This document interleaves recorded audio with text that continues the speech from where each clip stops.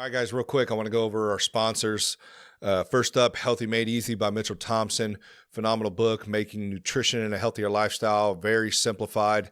Go check it out at Barnes & Noble, Amazon. Also, he has a gym that's open, Combat Cardio KC. They go hand in hand. If you're trying to meet fitness goals, trying to have fun workouts, that's the place to be. They'll get you right over there.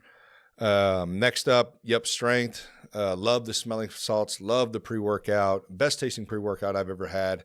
The smelling salts are a hit with everybody. Really does wonders for you during the middle of a hard set. Love what he's doing over there, John. Doing a great job. Our last one, Head Athletics. Jeremy, he's doing a great job with that company. Rash guards are fun, good material. They're doing cool stuff over there. All the TBAP merch is over there. If you guys want to help support the show, I greatly appreciate it. We got rash guards, t-shirts, head on over there. It really helps get the name out. So yeah, thanks again to all our sponsors. Thank you to everyone who watches and listens to the show. Please, if you could, like, share, subscribe. It really helps out. And yeah, we'll get back to the show.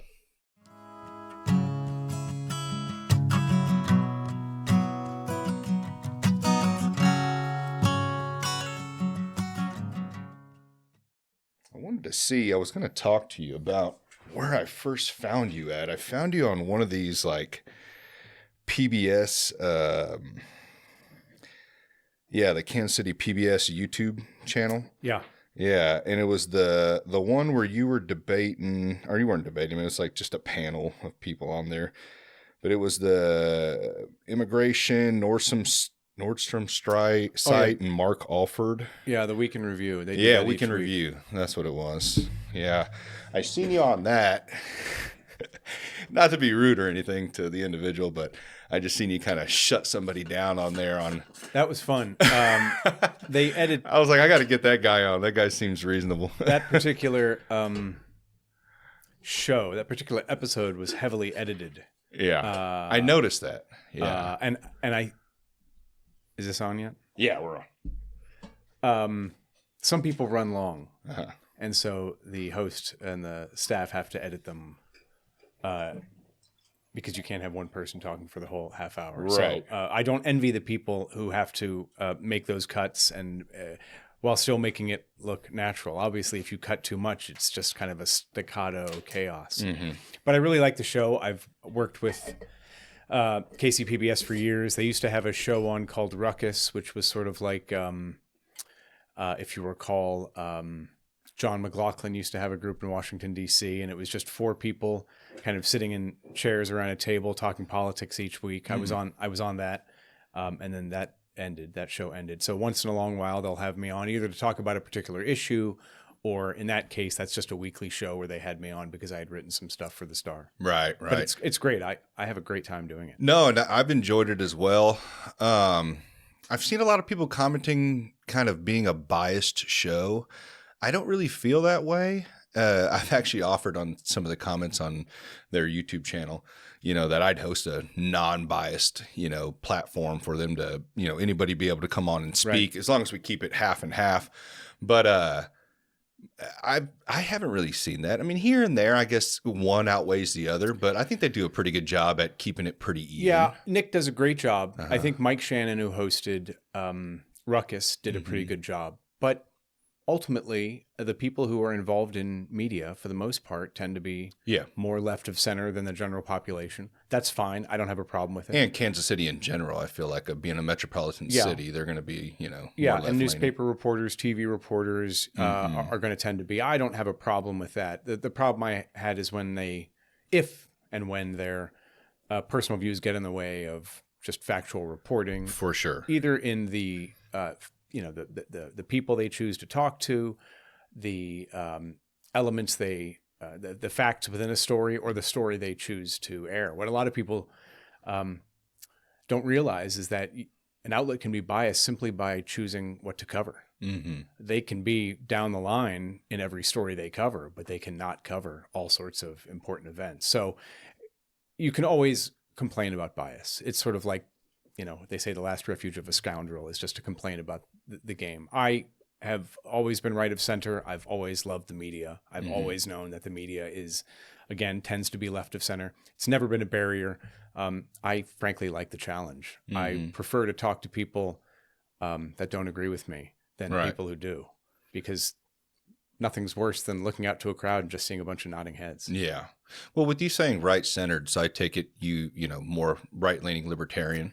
Yeah, I don't know what any of the words mean anymore. The last 8 years, they're shifting for sure. But yes, generally small government, free market, individual freedom. The kind of leave me alone coalition. I tend to like that, not only because I want to be left alone, but because I think the results are in after 70, 100 years of trying this stuff. Top-down planned economy, smart person gets to make all the decisions. It just doesn't work. Now, and I kind of took that away because when I was watching a lot of your stuff, I think I did come across some of those older what platform did you say that was? It was PBS. It was called Ruckus. I had a beard. And I was younger. Yeah. So I watched some of those. Those were from like 6 to 9 years ago or something like that. That's right. And those were great fun. Generally there would be 2 people right of center on the panel and 2 people left of center. Not always. And it was just fun. And the whole point was to argue. Right. And again, I found that thrilling.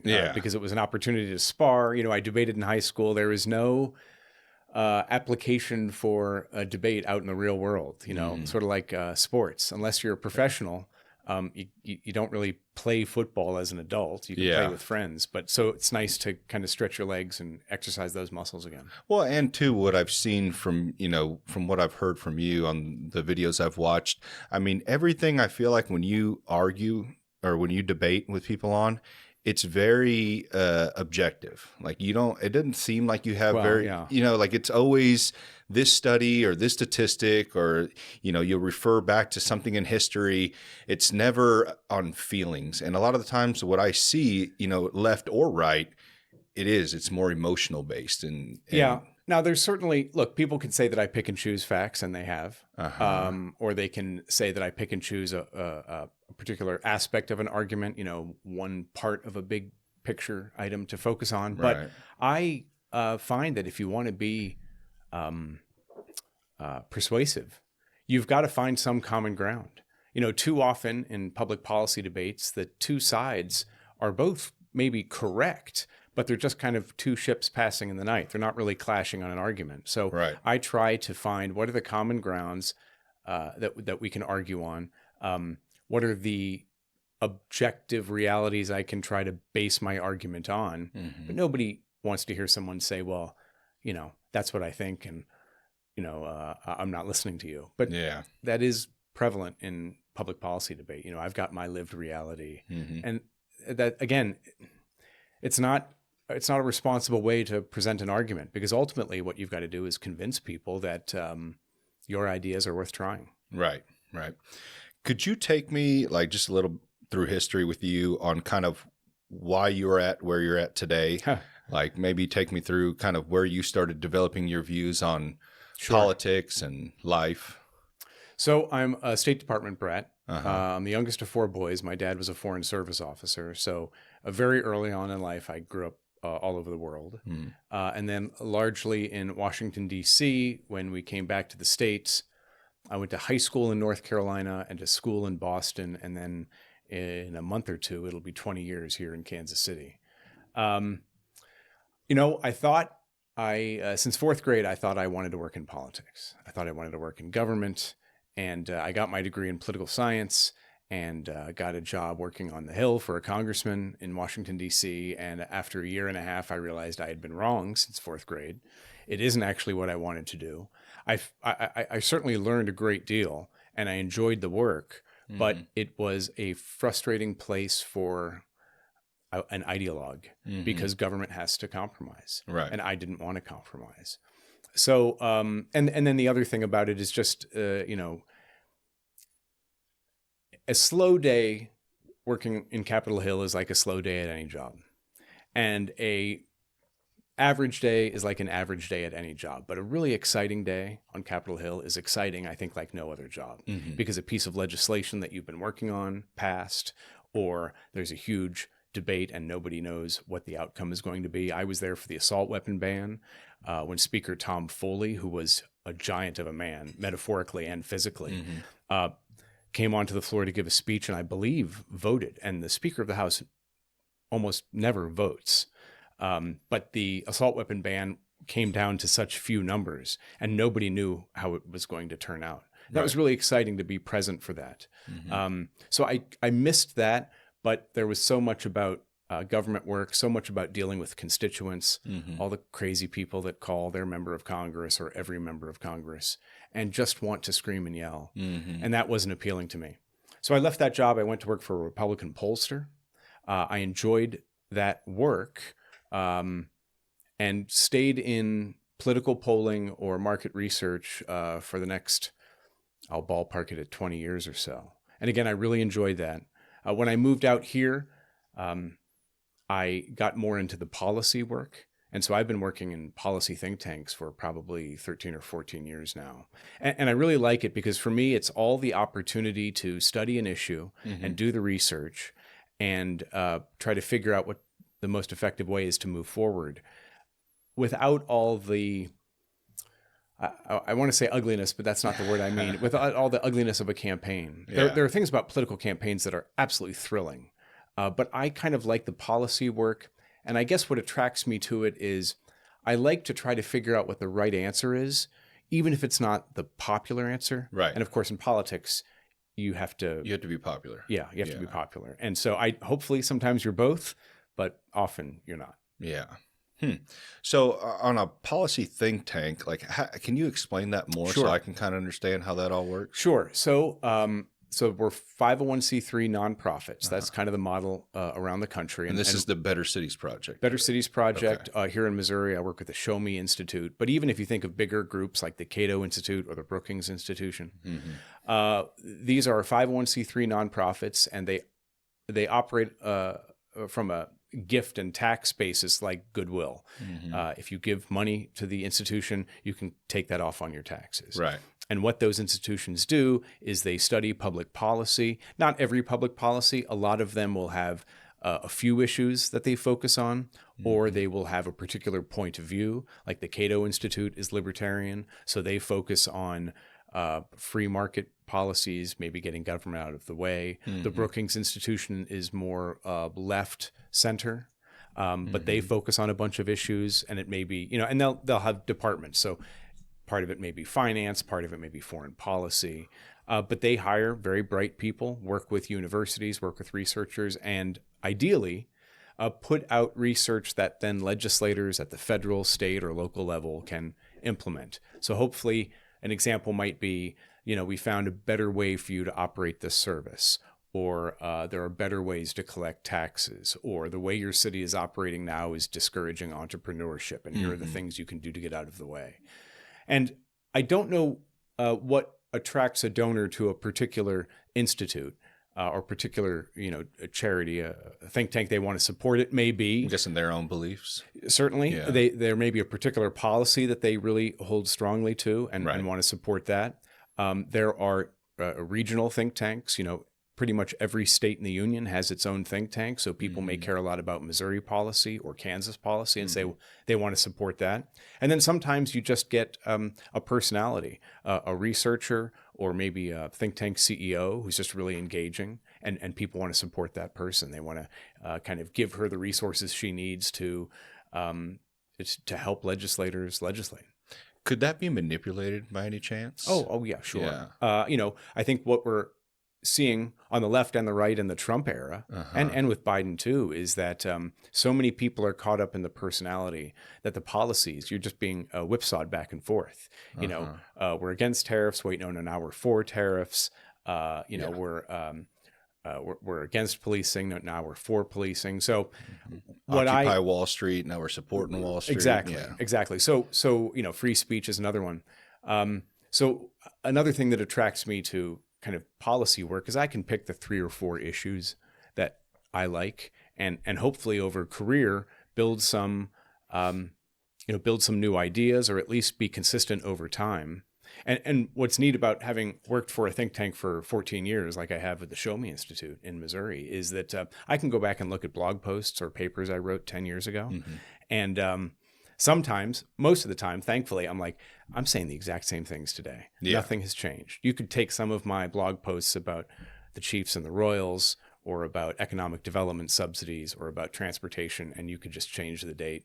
And they apply just as much today, which is great because it demonstrates maybe that I've been consistent. What's frustrating is the cities, the legislature haven't fixed the problems. The problems Right. are still with us. But that's my frustration too, is that now that we have technology and we're able to track this, Yeah. it's a good thing. But I'm seeing, for instance, the tariff situation. I'm seeing videos sent to me from Obama, from Hillary Clinton, from Nancy Pelosi, all of them saying the same thing that Trump is saying now, but yet they're not being held accountable for that. Yes. So it can be frustrating at times. You know, it's like, we're showing you this, that this is no different than what your side is saying, but you don't want to follow it because Orange Man bad. I don't. No, and again, that is not unique to any one side.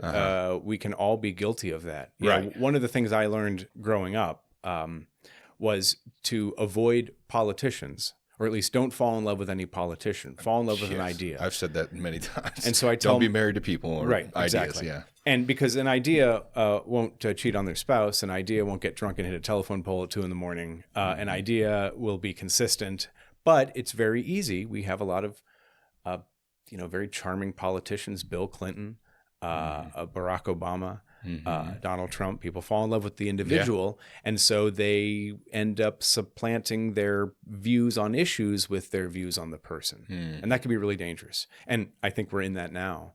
I try to resist it. I will listen to a lot of podcasts about policies, like tariffs, for example, but thankfully I focus on city and state issues. I don't have to have an opinion on national trade policy, and I'm happy not to. It's good to listen to both sides and just say, well, I don't have to make a decision because I don't have any power in this. Yeah. But try to listen to both sides on the things that I do focus on, economic development subsidies and things like that.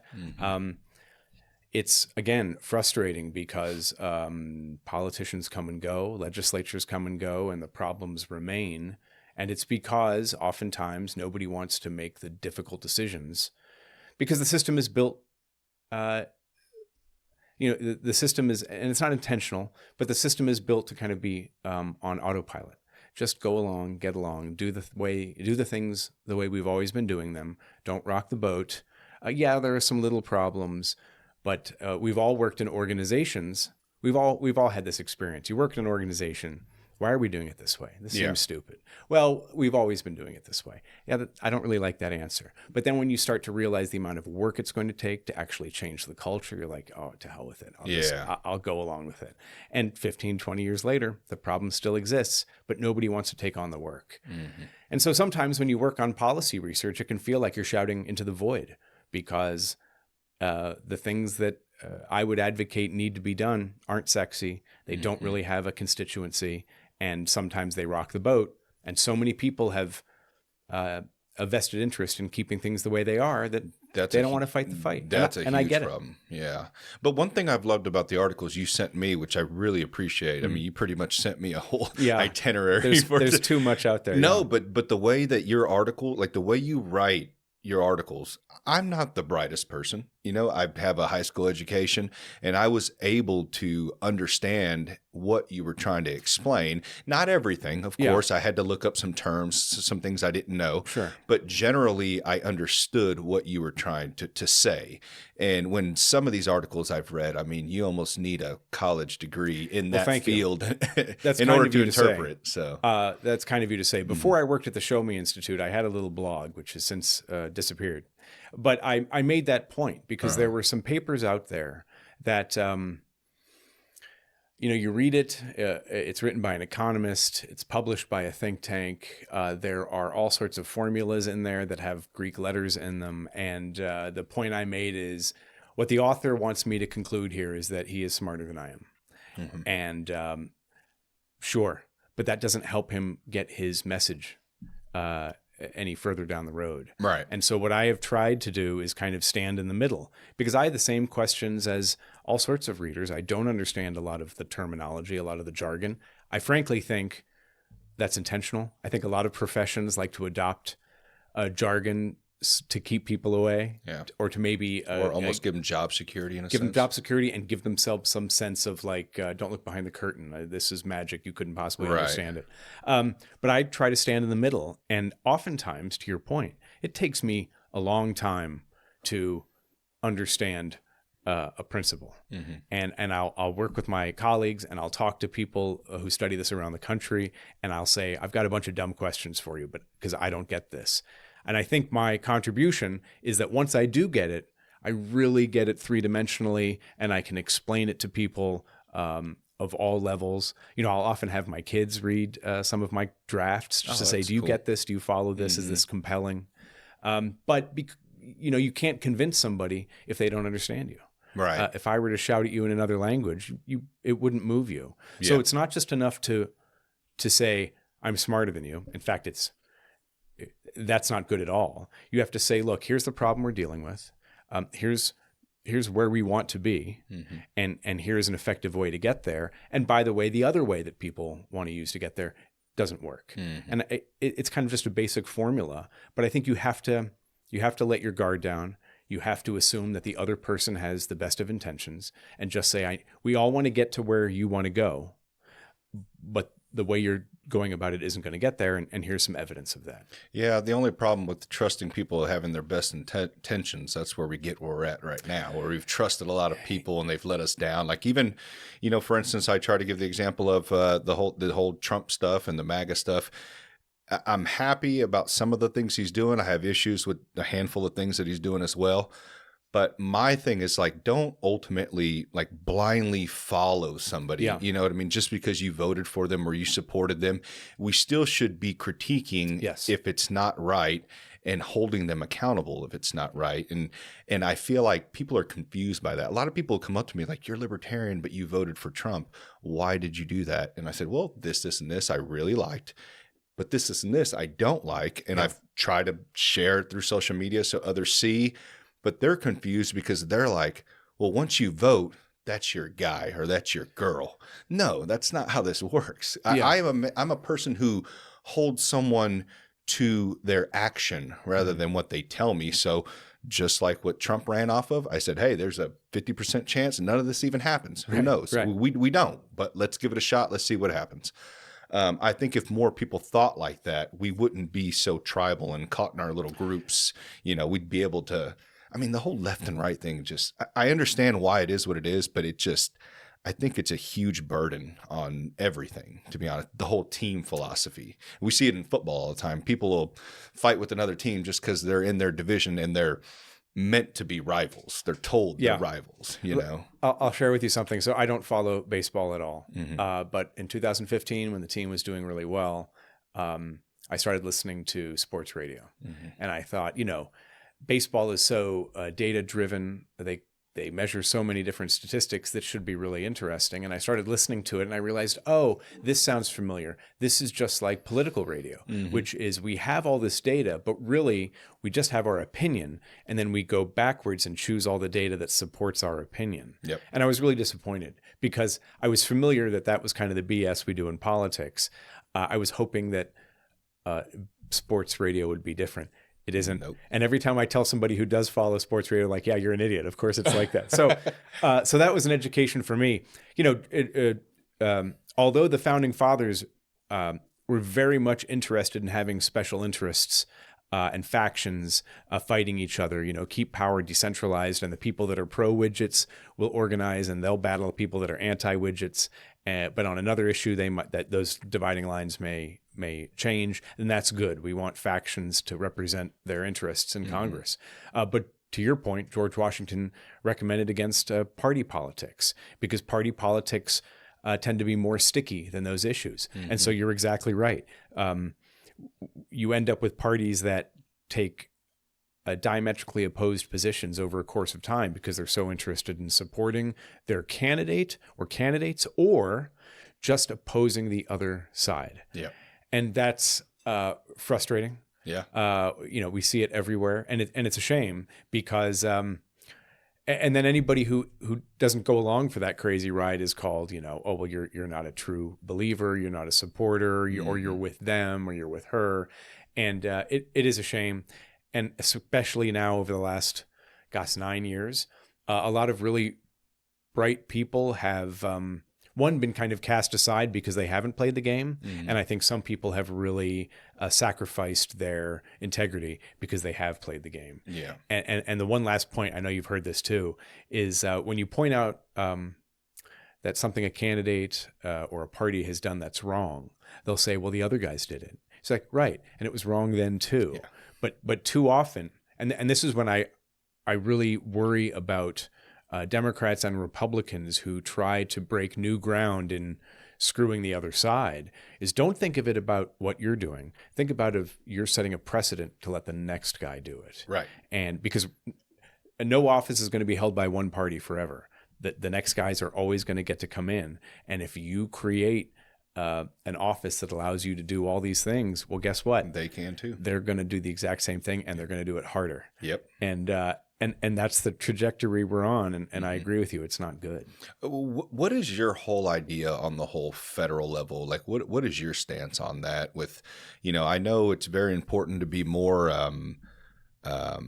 conscious at the local level of what's going on in your area, but we're starting to see at the federal level. I mean, I think it's not starting to see, it's always has been very important as well. And when I started to see talks of cutting the Fed, going through government waste, trying to track down where our tax dollars are going, all this, it was exciting for me. Right. I thought, and they are supposedly, I'd like to see more come out. I don't think it's going to be that easy. And it's only been 3 months, so it hasn't been much very longer. Long. Yeah, it seems much longer. But I mean, what's your views on all this stuff going on? Just to touch on this real quick, and then I want to get down more to the local level. But so I think, especially with what happened over the weekend with the whole protests and all over the United States. I don't know if you heard about that, where they ended up finding out. Actually, I just heard on Pete's show today that they sourced that back to some company, Invisible something, and backed by George Soros. And, yeah. I'm aware of those guys, or at least that story. I think broadly the federal government does too much and spends too much money to do what it does. Agreed. It's an amazing amount of money, and it's an amazing amount of influence they have, and it's more than there should be. So I am absolutely thrilled that we may get rid of the Department of Education. It's going to take Congress to actually get rid of it. Yeah. And then, there may be some things they do that we want to keep doing, but other departments can do it. Yeah. The hesitancy I have with a lot of the, and again, maybe it's too early to say, but the hesitancy I have with a lot of the cost cutting and the Doge stuff or whatever is if you don't go to the core of the problem, you're just setting yourself up for the spending to come back. Right. So it's great to spend, but what we really need in this country is to redefine the role of the federal government, explain to people that it was never meant to do all the things that it does. And that's not to say that you can't have a big government. You can have, California likes to do all sorts of things. North Carolina, Florida like to do far fewer things. So if you want an expansive state government to do all the stuff and make all these decisions for you and have expensive housing and all sorts of regulations on cars and transit and construction, you can live in California. If you want to have none of that, you can live in Florida. Yeah. Your taxes will be lower, but maybe you'll face more personal risk because the world won't be padded for you. Right. But we give power back to the states. Give power back to the states and allow people the freedom of movement. People can move into a place where they want. The problem with the federal government is, first of all, control switches back and forth between the parties like a whipsaw. So there's very little consistency. And I would argue that the federal government hasn't demonstrated that does a very good job on all these things. On the things it has to do, trade, national defense, a justice system. I don't think it's doing a good job on those things, and it has to do those things. I don't know that we need a Department of Education, which basically just takes money and then sends it on to the states. I don't believe we do. Yeah. And so again, and even if somebody were to argue, well, Patrick, we need kind of the regulatory state to be there. I'm like, okay, if the federal government wants to play some sort of role in providing for health and safety and things like that in products and in trade, that's fine. I don't know that we need 1,000 people to do it. I don't know that we need all the money to be spent. You can supervise a system without administering it. The federal government can maybe try to control standards without needing thousands and thousands of people to actually run these agencies. I'm kind of running in circles. No, but that's the whole argument for the Department of Education, is that why are we paying administrators $400,000 a year or whatever it may be, when that money can be given back to the states where they can fund their schools in their states, which is what I'm hoping for. I actually made a post about that. If we are to cut the Department of Education, that money needs to go back to the states, not somehow magically vanish somewhere else. It needs to go back to where we can pay not every teacher, but the good ones, their good money to be able to teach the youth of the future youth of our nation, and as well get these schools what they need. I mean, some of these schools are barely running off of any money. I mean, they're having to do fundraisers here and there. I mean, the money's not getting there for some reason. It's not getting to the classroom. Yeah, that's right. And the irony is, I want to say it's worse than you think, because the federal government collects all that money and then attaches all sorts of strings to it, all sorts of rules, and then sends it back to the states. And so then the states, or the school districts in the states, have to hire people to fill out that paperwork and to administer those programs. So it's not just expensive on the federal end, but now you're requiring school districts to have to comply with all this paperwork. So they need all sorts of officers that basically push paper. And so what we've seen around the country in local school districts is an explosion in the number of administrators. Right. And so we're spending more and more money, but less of that money is actually getting into the classroom. I would love it if we would just you could probably go through any public school and count the number of assistant vice principals and administrative staff, and just get out, pack your bags, fire everybody, and use that money to pay teachers better. And then the teachers that you want to get rid of, empower the local administrators to get rid of those teachers. Or even this too, I'm seeing classrooms with 30 kids in them and one teacher, and there's some other schools, that are maybe receive more federal funds because they're inner city schools and they've got 2 teachers per classroom. Like, why aren't we giving these to all the schools? If we're facing these large classrooms and we're seeing drops in basically what are we, 27th or something like that in the world, there's not just one issue, there's probably multiple issues that we're facing here. And I know one that I see when I go to my daughter's school is that there's 25 kids in a classroom. You got one teacher. Maybe we should double up.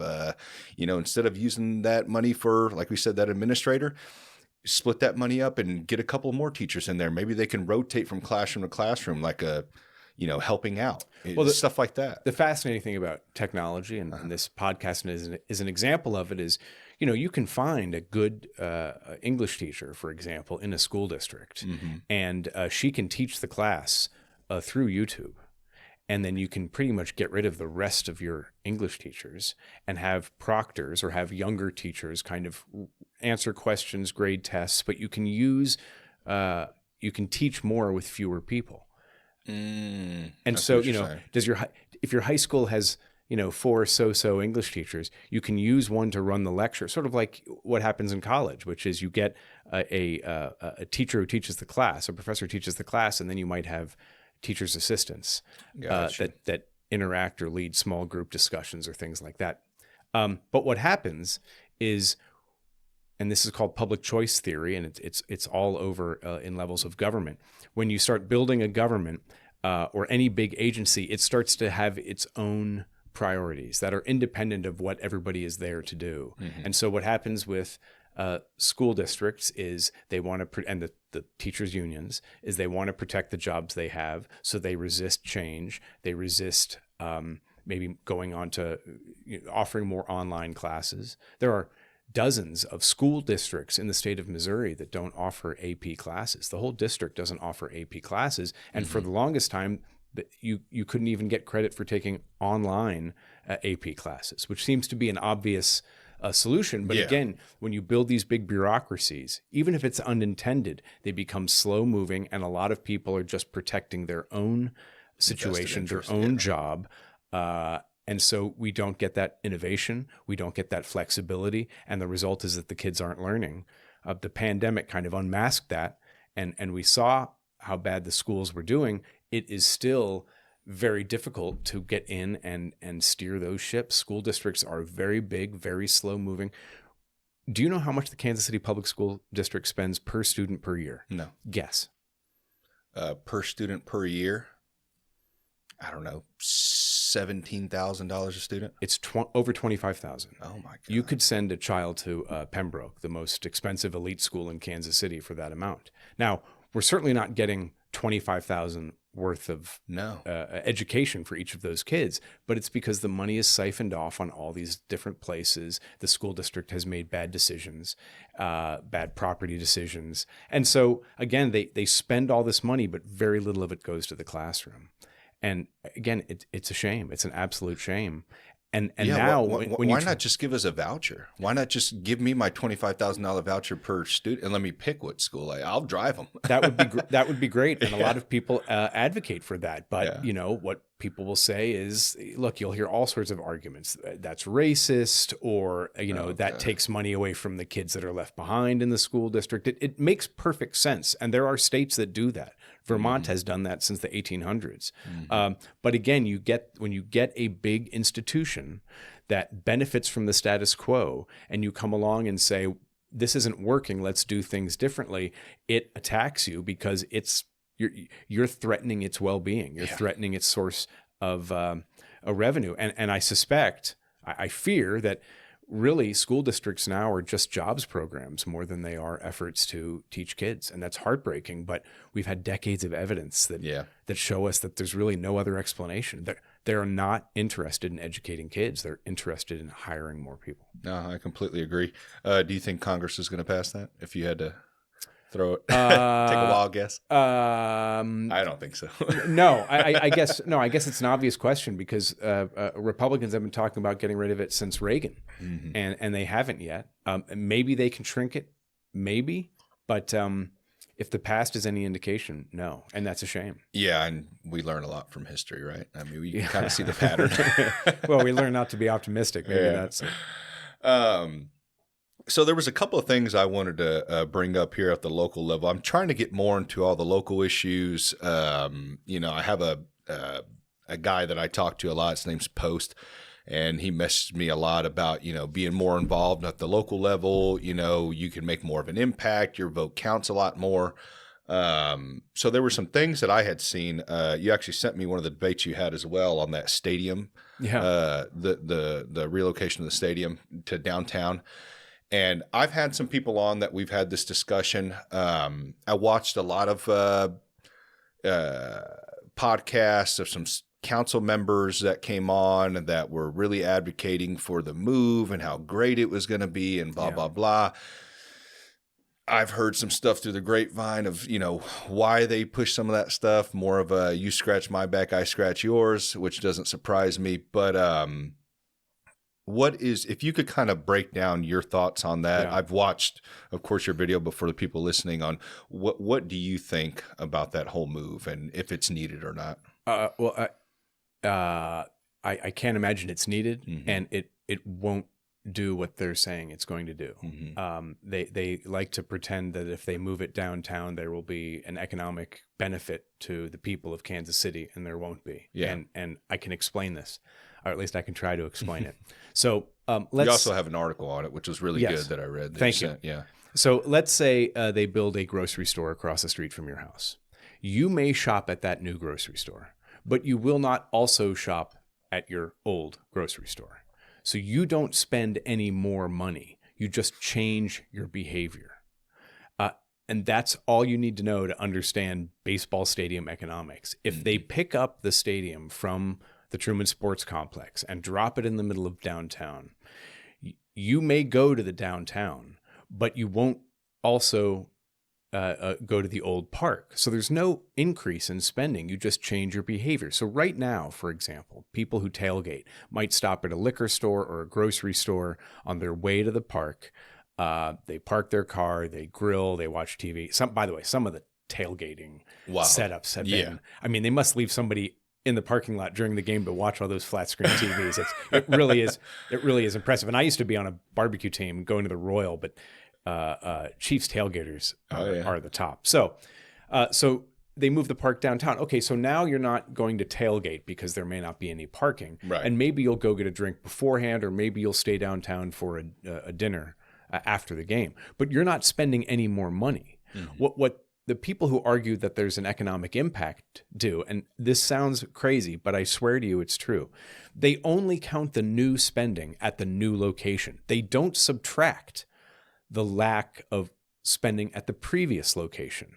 So they say, well, there's going to be an economic impact for downtown, but citywide, it's a wash. And in fact, even if they were to pick up the Truman Sports Complex and send it to Nashville, the people who went to that game, now they've got extra money in their pocket. They just make another spending decision. They go bowling. They go to the movies. They take their family out to dinner. They still spend their entertainment budget.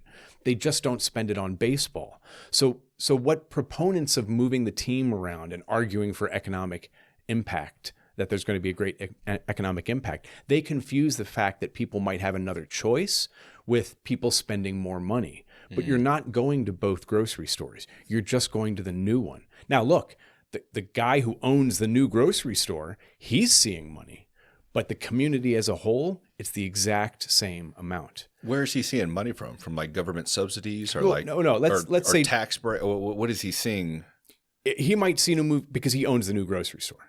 Uh-huh. So he's seeing income. People are coming to his grocery store, whereas they used to go to the old grocery store that's been closed. So he might benefit. But as a community, it's the exact same amount of money, roughly, being spent on groceries. It's the exact same amount of money being spent on entertainment, being spent on baseball, whether they spend it, south of downtown or in downtown. Yeah, but that's what I'm saying. What's his reason of wanting to move it downtown? What's the guy's name? Sherman. Yeah, Sherman. Yeah. Okay, so what Sherman wants to do is he wants to, and this is not unique to the Royals or to John Sherman. This is what teams are doing all over the country. Mm-hmm. And there's a great example of the Angelos family in Baltimore that owned the Orioles until recently. So what John Sherman wants to do is these baseball team owners recognize that baseball really isn't a moneymaker. It's expensive. So what you need to do is you need to own all the businesses, the bars, the restaurants, the hotels around your park. That's where you make your money. That's why the owners of the Current didn't just build a stadium. They negotiated the ownership rights of all that riverfront property. They are building those hotels and restaurants. John Sherman doesn't make enough money from parking, and there's really no commerce around Truman. Right. So he wants to move it downtown and then own all the bars and restaurants that people will go to. Citywide, there won't be an economic impact, but the spending will go more to him than it did in the past. So that's what he wants. What the Angelos family did was, brilliant if it wasn't awful, is over the last few years, they negotiated all sorts of subsidies and deals around, I'm forgetting the name of Oriole Park at Camden Yard. They negotiated all sorts of property deals around the park and then sold the team. And it was valued at the time of they sold it about 33% more than it had been before they made all those additional deals. Mm-hmm. The team didn't get any better, but the ownership company owned so much more rights to development that's what drove the value. So John Sherman wants to put his park downtown, surround it with hotels and bars that he owns, and make money from the ticket sales, make money from the bar sales, the hotel sales, everything else. And so he does own properties downtown currently? I don't know that he owns them, but he would buy them. I'm sure the city wants to give him a bunch of money. And then to make it all worse, right? And I can give you examples of specific things in Kansas City. Yeah. But the way we subsidize deals is that what would happen is right now you go to that grocery store, that liquor store on your way to Kaufman, and you pay sales tax. And those stores pay property tax. And so the city and the county see some revenue from that. But the John Sherman deal, and a lot of these deals, all that tax revenue, the income tax, the property tax, the sales tax generated at the new place go back to the owner.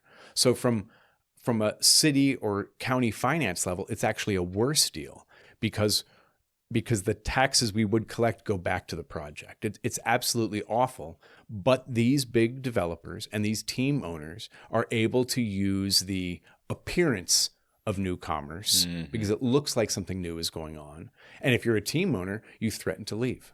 Yeah. And that happens all over the country. But just like you said, also, we can look at other examples. You had an article on the Power and Light District where they promised the same thing. And from what I read from your article, nothing came out of that other than taxpayers having to pay $170 million to help support that because it was such a bad deal. Yeah. It was such a bad deal that we basically said, if you don't generate enough sales tax to pay your debts on this, we will pay your debts for you. And I think the subsequent city manager, Troy Schulte, said that in order for them to make enough money to pay those debts, it would have to be Christmas shopping every weekend downtown. Yeah. It's absolutely crazy. And I think they even, the owner, I can't remember his name or what company that was, but they even said he didn't have to pay property tax. They cut all sorts of taxes for him. Yeah. And even then, they still had to come in and save him with taxpayer dollars. It's embarrassing. Yeah. Frankly, a corporation's tax attorney is always better than a city's, tax attorney, tax negotiating. Their lawyers are always better paid and better than a city attorney. I have a slideshow I show people when I give this talk or when I talk about this issue. And I start off with a bunch of the kind of the PR images of power and light downtown. So you see sorts of lots of commerce, you see cars, you see bars, you see neon lights. And you and I look at that and think, wow, this is great. They really grew something. It wasn't here before. It's here now. So there's more commerce going on. It's not true. One of the things that Kansas City does that few, if any, cities do is they require that if you work at a hotel, at a bar or restaurant, you have to have a health card. It lasts for about 3 years. I think it costs $60. Maybe they don't require it anymore, but they did for a long time. And so I went to regulated industries, the liquor control guys, and I said, all right, give me the number of all those health cards that you've had issued every year for the past 20 years, and give me the number of liquor licenses that have been in existence citywide for the past 20 years. And you would expect, because we built Power and Light, those numbers to spike. But they didn't spike citywide. They remained completely flat because we didn't build anything new downtown. All we did was move businesses from elsewhere in the city and jobs from elsewhere in the city to downtown. So if you stand in one area and look around, it looks like, oh my gosh, all this new wonderful commerce because you're not seeing all the closed bars and restaurants elsewhere in the city. Right. And then the kicker is all those old bars and restaurants paid property tax, paid sales tax, paid income tax. But the Power and Light District, all that tax revenue is given back to them to offset the cost of construction. So the city is actually losing money on this. And we subsidize so many hotels downtown. So all of that is a mirage, really. Economically, it's a mirage. And now some people will say, well, look, Patrick, the downtown area was really moribund. It was vacant. It was embarrassing. By incentivizing a few developments, we start the ball rolling, we light a spark, and then the development happens. And that could be an argument that supports it. The problem is a developer doesn't look at downtown and say, wow, you guys really got the ball rolling. Thank you. I'm going to invest now. What they do is they say, I want the same deal those guys got. And so we end up subsidizing every hotel, every project. Because that information is public. So they're going to right. Yeah. And they've got the same development lawyers. There are 2 or 3 development lawyers that do very well in this city, and they advocate for every business because you're pushing on an open door with City Hall. Right. I had a reporter tell me one time years ago that he was riding down after a City Hall meeting down the elevator with some development lawyers who didn't realize he was a reporter. And one of them said to the other, wow, that was easier than I thought. I didn't think we'd get everything we asked for. Because politicians so want to show that they're job creators, so want to show I built that or my policy resulted in this. And of course, part of it is on voters who say, look what you did. You did something great. I'm going to reelect you. So it's everybody's fault, but it's it's a tragedy. Well, then we're running off of two is memory. So like for me, for instance, I'm only 33. I remember Power and Light was what, 15, 17 years ago? 2007, I think. is when Yeah, it I started. think so. So like I remember downtown when there wasn't anything going on vaguely, but I start to forget too. I'm just so used to seeing Power and Light, Right. it's always kind of been there. But then to read what you wrote and completely, and then understand, holy shit, there's like so much behind this that Yeah. nobody, like, we don't know. This information isn't just No. broadly talked about. Like, I don't see Mayor Lucas coming out and, No. talking about this, even though, I mean, I feel like that's his job and he probably should be. But, so it's hard. Even before I found you, I didn't know a lot of this stuff. So I wish this was more out there for the public to understand. But then I say that, and it even if it was, like, for instance, you at the stadium, every time you spoke on it, you said, I want billionaires to be able to pay their share in taxes. Right. That seems pretty logical to me. Right. Like, if we're all going to pay taxes, let's all pay taxes. If they're not going to pay taxes, then don't tax me either. I'm for that as well. But you can't pick and cherry pick who can and can't. Well, turns out you can. I guess, yeah, you're right. You can. If you know the right people and you make enough money, exactly. you can. So why are people not – I don't understand why everyone is not understanding what you're saying. Like, I mean, people are. I'm not going to say no one isn't. No. But why aren't more people? It's like they're just blindly going, oh, Royals, that's all I care about. I just want to see them downtown. It's like – but think about 40 years from now. That tax, no increase in tax that we found out was bullshit – think of the next 40 years. You have kids, you're going to have grandkids, and they're going to have to pay that. And on top of that, that's not going to be the only thing. There's going to be other things that pop up where they're going to say, well, it's only going to be 40 years of tax. So you got 40 years of taxes here, 40 years of taxes here, and then it just all of a sudden you're 60% of your income's going towards taxes. Well, because people are busy doing exactly what you said, working, taking care of their yards, taking care of their kids, paying taxes, trying to hustle, trying to make a living. They trust the people they elect to do the right thing. And it's, as we started off saying, it's very difficult to come to the conclusion that the person you put your trust in maybe isn't doing everything they said. We don't want to believe that. We would rather believe, no, they mean well, or that's not what's going on. But again, a lot of people just aren't paying attention. They don't.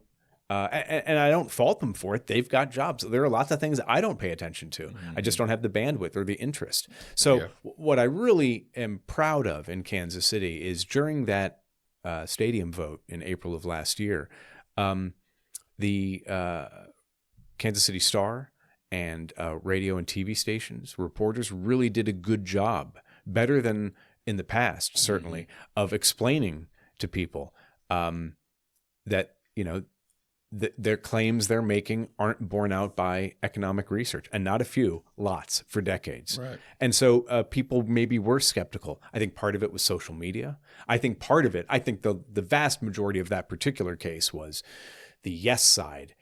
The yes side lost it more than the no side won it. Because they were just a mess. I mean, that was an embarrassment of a campaign. And I think it was such an embarrassment that they're hesitant to come back to the county now and ask for money. What do you mean the yes side? What do you mean by that? Like the people who wanted to move the team downtown. Well, I think the biggest thing was there wasn't enough information. Well, that's right. Yeah, they weren't prepared. Or I was getting weird propaganda cards in the mail talking about liberals want to stop you from having your stadium. And I'm like, what the hell is this? I don't know that. I voted in a Democratic primary once, so I'm not on those lists, I guess. I guess I'm on because I vote. So I mean, I don't know why they would send that to my house, but I guess. Well, they probably just target people. They probably just target people geographically. Right. Who knows? Who knows? The texts I get, I'm like, you guys don't know who. I'm not so worried about like AI knowing too much because I see the mail I get, and I'm like, they have no idea who I am. But I think the biggest contributor to that loss was really their own side. As much as I'd love to say it was, Kansas City tenants who were defending people who were going to be displaced, or the people in eastern Jackson County who just felt left out by a downtown park, or maybe it was, conservatives who didn't want to extend taxes. Ultimately, I think it was the Royals campaign that just screwed the pooch on that. I guess you're right. You are right. People did listen. I mean, I take back what I said then, because they did vote no. So I mean, but there are plenty of times, as well as right. other resources as well, social media, other they listened and they said that this is not good for us. We and don't by need the way, this. you mentioned Mayor Lucas. He used to talk about this. He used to say this was bad. There's one thing I remember years ago when he was just a member of the city council, the Crown Center TIF wanted to expand a little bit south. And he kind of said, it was in the paper, he's like, well, I think this smells horrible, but he ended up voting for it. Mm-hmm. When he was running for mayor, he said of the idea of moving the Royals downtown, it's like a Maserati. Sounds nice, but I don't have the money. Well, he's been playing ball with them ever since. And now he just said thinks he's found 1.4 to 1.6 billion for the Royals. The team is only worth 1.3 billion. Like, it seems to me we'd be better off buying the team and keeping them at the K than spending, good money after bad. But he used to say that. He doesn't say that anymore. And that is what we see too often. They fight the good fight for a while, and then, they change. For some reason, I can't imagine why, they change their tune. Well, if you go through Mayor Lucas's Twitter and read the comment section, I think people are pretty expressive when they say, I think Quentin Lucas has his eye on Washington, D.C. Yeah, so well, I think we know. He's got just as bad timing as Mayor James. Mayor James was doing the same thing when Hillary Clinton was running. He was spending a lot of time in D.C. So I think Trump ended probably the political career of both Mayor James and Mayor Lucas. But look, they all want to climb the greasy pole. They all want to get to the top. They all want to play ball. They all want to say yes to the guys with money. And unfortunately, cities like Kansas City suffer every which way. I know. And I guess we're not unique. That's everywhere over the United States. But how do you stop that? How do you stop people with that mindset of that I built that, or I did that, or that egotistical mindset when guys like yourself, I mean, I don't know you very much. You seem like a good guy. From reading the articles, you seem objective on things. You want to get down to the facts, down to what is right and what is not. But guys like you get swayed away from politics because you just don't want to deal with the bullshit.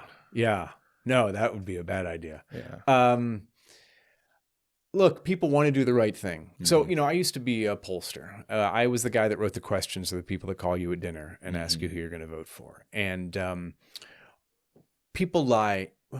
Lie is the wrong word. People give answers that aren't true to pollsters.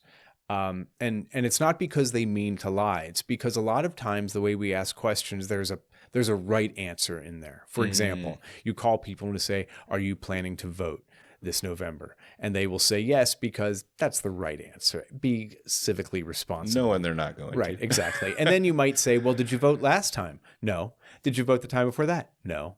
Or are you registered to vote? No. Okay, so you're probably not going to vote. Yeah. But the point is, people want to tell you the right answer. They know oftentimes what feels to be the right thing. And so when a candidate comes to them and says, as we've heard for decades in Kansas City, wow, Kansas City is really taking off. Things are going great. Things are going gangbusters. We're about to do the next big thing. Things are wonderful. People want to get excited. They love good news. They love to be flattered. They love to hear that things are going great in Kansas City. And so when you come to them and say, look, we want to invest in school children, so pass this new property tax, or we want to, Kansas City is really taking off and downtown baseball will help downtown do even better. People want to do the right thing. Oftentimes it's the job of me and others to be the turd in the punch bowl, to come in and say, no, it's not true. That's not what's going to happen. Nobody wants to hear that. Nobody wants to talk to the guy at the party who's like, this is bullshit, but it's bullshit. And all I can do is try to be right enough times in the past that maybe I've got some credibility. Right. The thing I've been thinking about lately is the bus route. Before they went fare free, I wrote an article in the Kansas City Star saying this is a bad idea. Yeah. Other cities have tried to do it and stopped doing it. When you survey people who ride buses, they don't complain about the fare. They complain about safety. They complain about frequency of routes. They complain about the cleanliness of the buses. They don't complain about the fare. So they did it. And then I think a year ago, I wrote another follow-up piece saying all of this was predictable and in fact predicted you need to institute fares again, or else you're going to have cuts. Well, it's been a year, and guess what? They're having to cut bus routes. They're having to lay people off. And this is all the result of just garbage policy promulgated by people who did not know what they were talking about, relied on, I can't use a word strong enough, relied on absolutely garbage, laughable, embarrassing research put out by UMKC. I mean, seriously, it's laughable. They said that if we got rid of bus fare, there'd be like a $14 million economic impact. It's garbage. They don't understand how to calculate economic impact, but it gave the politician what he wanted to hear. And so they moved forward. And so my hope is, maybe with the stadium, maybe with economic development subsidies, maybe with the bus route, at some point, maybe I'll have enough history of being correct that the next time I say, guys, this is a bad idea, there might be some credibility. But ultimately, people want to do the right thing. They want to feel good about themselves. I get it. I'm guilty of it too. And so sometimes we vote and say, it's just going to cost me $10 a year, right? It's just going to cost me a little bit. So we socialize the cost. And the people who benefit are concentrated. They get concentrated benefits. So maybe everybody in Kansas City shells out $5 in taxes or whatever, but the person who gets it gets all of it. And so they will spend millions on a campaign saying yes on kids or yes on baseball or Kansas City is taking off. It's just the nature of democracy. Democracy has its flaws, but like Churchill said, it's better than every other system. And so, Sorry. This is a very long answer to a short question. What's the answer? Yeah. I would love to be able to change the way that cities have to report their finances so that it's a little bit more transparent, a little bit more clear. But ultimately, you want the city to do that? I would love to have the state say to the cities, "Look, you're going to report your finances. You've got to do it clear." Have you been on some of their websites? I know. I mean, I think that was one of the biggest complaints is some of the old software or whatever they were running off of shit from 20, 30 years ago. I just spent some time looking Even the Compass website's ridiculous. I used to have to use that a lot. I just spent some time looking at the Department of Education, the Missouri Department of Education's website. I don't know how to design a website, but it is so difficult that it wouldn't take much to convince me it's intentionally difficult to find numbers. Right. Because they don't want you digging around. But ultimately what it takes is a better educated, more committed voting population. If we're willing to be suckers and we're willing to be played and we're willing to say yes to every bad idea, we get what we deserve. So you can tweak the system, but if the people don't demand accountability and aren't willing to throw the bastards out, then this is what we get. It's crazy for me to think that somehow they thought making free bus fare was going to work out. That makes no sense. I mean, we all know the private sector does a way better job than any type of government-ran programs out there. So why not just keep the bus fare, whatever, what was it, $3-5? I don't know. I haven't rode a bus in a long time. Right.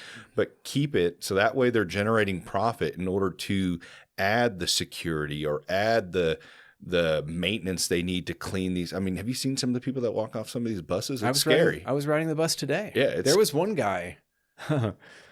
He did not look healthy. I mean, he had a mask on. He looked pretty rough. Yeah. Now, he was ambulatory and moving. It didn't appear that he was crazy, but he was not a healthy looking guy. But again, you need it to be dependable. You want it to be clean and you want it to be safe. Right. That's the whole point of transportation. Because we tried to turn the bus system into an ideological, we want it to be free because justice, we have destroyed the three basic things it needs to do to function. And that is not going to help any of the people that use the bus to get to work. It's horrible. And it's an example in that case of advocates have laudable goals, but the way they get there is just awful. And sometimes I don't often have the opportunity, but sometimes I have to explain to people, look, I get it. What you want, where you want us to be in 5 years is wonderful, and I want to be there with you. But the ways that you're advocating we get there are going to take us in the exact opposite direction. if you subscribe to the Star, you can find my column from a few years ago where I talk about the bus. But let me just spend a few minutes talking about the economic analysis that they relied on. First of all, when they passed it, the economic analysis wasn't complete. Maybe it was just 2 or 3 pages I got that was available. And then once it was released, so it was this absolutely garbage analysis. And then the conclusion of this economic impact analysis did not mention anything that came before. It was solely kind of a little essay about this 18th century French socialist philosopher. It was like I thought I was being punked. I thought somebody, let's make a completely bullshit economic impact analysis and send it to Patrick so he'll embarrass himself.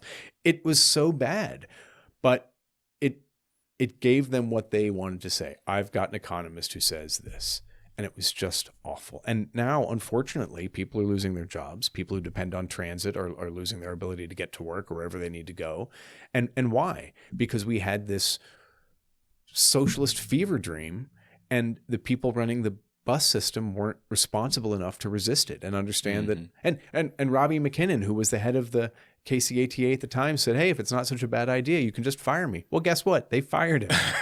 And now they've got to climb out from under this hole. It's a lot of times policy is, what are your preferences? And you can be on the left and have this preference, and you can be on the right and this preference. But when you talk about tax policy or transportation policy, you are hurting people. You are hurting people. When you subsidize bars and restaurants in one part of town, you hurt Westport, which pays taxes, which pays property and income and sales taxes, which benefits the city. You put them out of business because they are in effect subsidizing their competition downtown.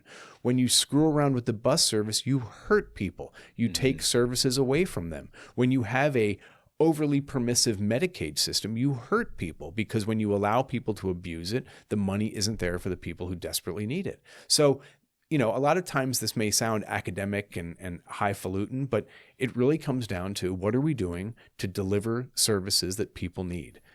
And people want to be judged on their intentions. Everybody wants to be judged on their intentions. I have no patience for that. I will judge you on your outcomes. And there are plenty of people who mean well and screw things up. Completely agree. And even put yourself in the shoes of these business owners in Westport. If they're looking across 5 minutes down the road and they're going, well, why don't we get that deal? And then you're surprised when they pick up and move their business somewhere else where they can be taken care of like the other ones have, or the bus issue. You cut out profit, you start taking taxpayer dollars, and then they're not doing a good job maintaining these buses or whatever goal they had. So people stop using it, that bus system. I don't understand why people aren't seeing these things, and they're like, hey, this isn't working. The way you're doing it is not working. Why are you blindly following these this economist, or how do you say that? Economist. Am I saying that right? Yeah, economist. If from what would you say he was from? Oh, he's like a French socialist from the 1800s. Just because that's what he is. Like, that doesn't mean you just, he's smart. I mean, even I look up to Milton Friedman a lot, and all the things he spoke about, everything that I've watched on him on YouTube, and even he had a regret before he died of making the where they take taxes out of your paycheck, where you don't have to payroll taxes. Taxes, yeah, that was one of his biggest regrets. So just because, I'm sure Thomas Sowell maybe has some regret, I don't know, but that you can't just blindly follow somebody. You know what I mean? I love watching Thomas Sowell. What I love about watching Thomas Sowell is somebody will say, like, well, so-and-so says this, and he'll just laugh. He's like, that's ridiculous. Yeah. Like, there's he's too smart and maybe been at this too long to put up with any. No, for sure. But I mean, everybody it can be flawed at some time. They can make a mistake. It's look at the research and what the outcome was. Don't try to manipulate it. That's what I feel like people are trying to do. Like, I just had somebody send me a conspiracy theory. I'm a conspiracy theorist. I am. But there's some that I call bullshit. A lot I call bullshit on. Like, when I see, I got sent something about Elon Musk's grandfather being a Nazi and was trying to unite Canada, United States, Greenland, and this is the correlation of what Trump's trying to do. It's like, okay, guys, I don't know if this is true or could be possible. Yeah. But come on, man. I problem mean, this with- is the equivalent to Michelle Obama as a man. Okay, just some things. Have I seen a lot of evidence on Michelle Obama being a man? I've seen some pretty crazy videos that made me possibly, but I'm like, it's probably not. The reason why I am immune to conspiracy theories is I have spent, my policy career figuring out or learning all the stupid things government does. Right. And at its core, many conspiracy theories just start with the assumption that there is a grand, brilliant cabal like working a cabal, well. yeah. And they're not smart guys. They're not brilliant. They make just as many mistakes as the rest of us. And the idea that they can keep a secret is just crazy. Well, I don't think they have to keep her secret anymore. I mean, I do feel like there is a group of elitists, let's just call it, that's the term everybody knows, that are kind of working together in order to profit off of Yeah, I mean, we see that in Kansas City. Yeah, that's what I think it is. Right. And that's even from country to country. I mean, all it comes down to is power and money. Pretty simple as that. You know, there's really no conspiracy into that. All the other stuff to it, we'd have to break all that stuff down. But I think the true intent out of everything, out of all the stuff that we've seen, is to gain more power and get more money. That's pretty much what it comes down to. Yeah, that's kind of a basic human instinct. Right. And this is, ultimately why I'm a conservative, because But that's a basic human instinct, but there's levels. Like, I want to make money in order to just provide for my family, my life. I'm not trying to take it from everybody else's pocket like I see some of these people doing. Right. So there's levels for sure to that. Well, there is. And when you build huge institutions that have lots of money and lots of power, you're inviting people to get involved for the wrong reasons. What I would love to see, and I know people don't like Trump, or other people didn't like Biden, and they think he's trying to do too much. And I'm like, guys, we can solve this.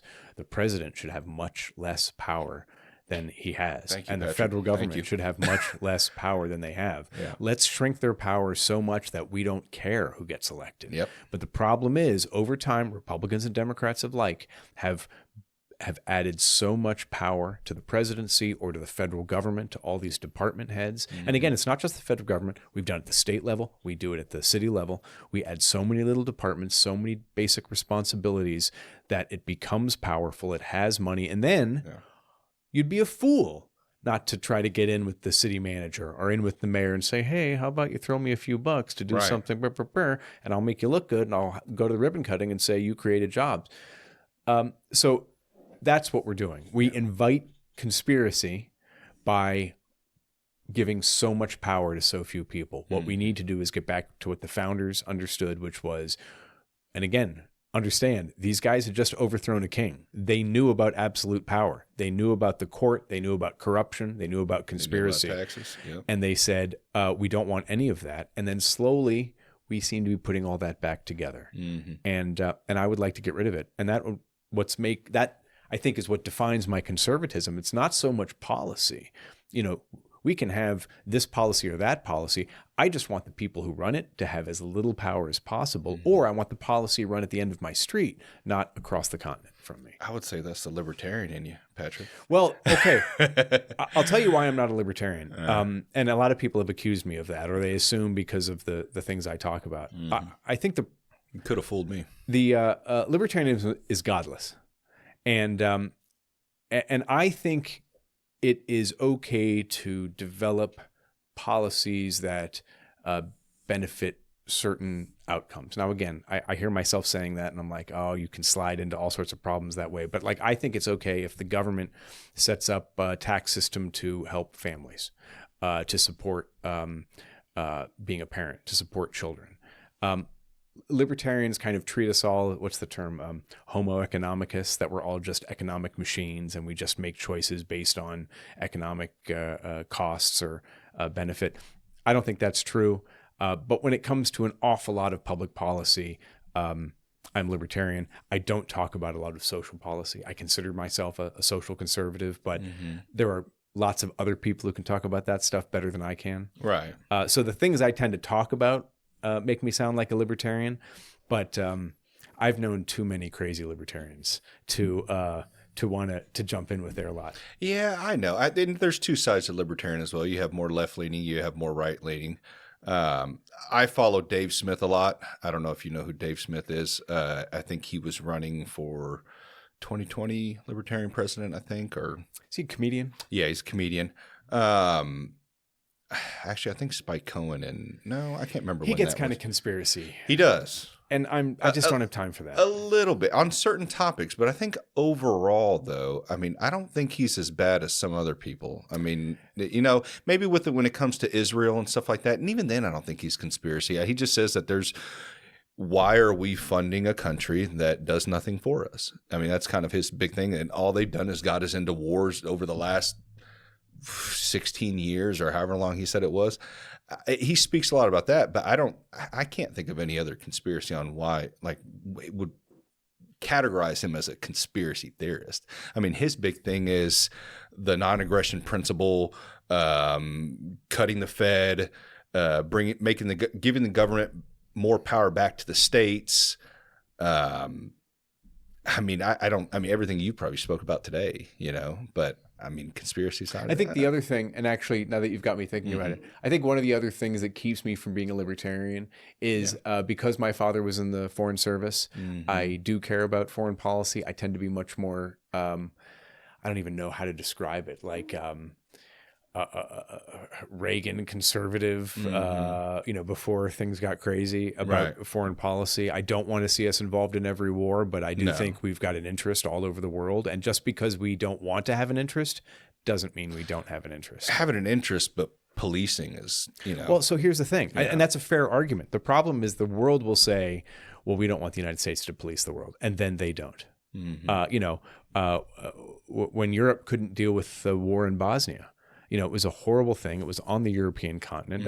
I think I remember looking it up, like Berlin was closer to the fighting than like, you know, Washington D.C. was to Colorado or something like that. They couldn't do it. We had to step in because whether we like it or not, we are the global superpower. And again, we may want to shrink from the world, but if we don't do that, somebody else will. It'll be the Chinese or be the Russians. And if you only care about economics, what you have to say is, look, if we're not going to protect the people that buy our stuff, we're going to lose them. So I'm not for, like, you know, adventurism, but I don't think we can shrink back to kind of Fortress America. I just don't think it's realistic. Now, I do think that other countries should spend more of their own money on their own defense, and I think they are understanding that that's a good idea right now. Right, exactly. So, you know, it can be a matter of degrees, but I don't think we can just roll up to our shores and live 100 years like we're living now. I think our markets would go away because the rapacious governments around the world will step in.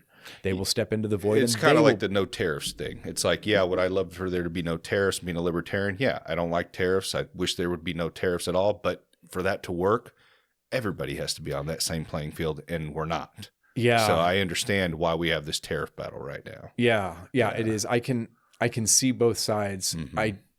It's a mess. And thankfully, I don't have to. I don't have to make the decision. I don't write about tariffs. I get it. I take a pass. Yeah, and I just, you know, before we get off this topic, I just don't see the benefit that comes out of everything all the wars we've been involved in, everywhere where we're trying to implement democracy and all this.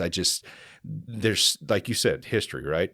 So if you go throughout history in some of these countries, you can see to where, not saying that they were great or not saying that bad things didn't happen. I mean, we still have bad things happen here, and, you know, we're, you know, supposed to be the example of what a free nation is supposed to be and the way that the world should be.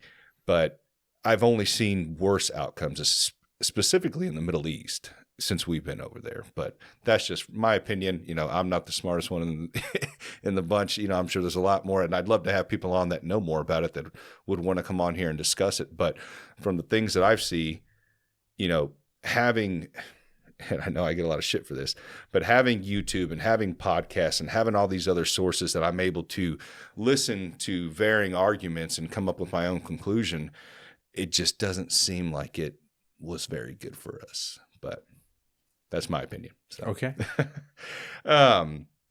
To go back on, I wanted to talk about too this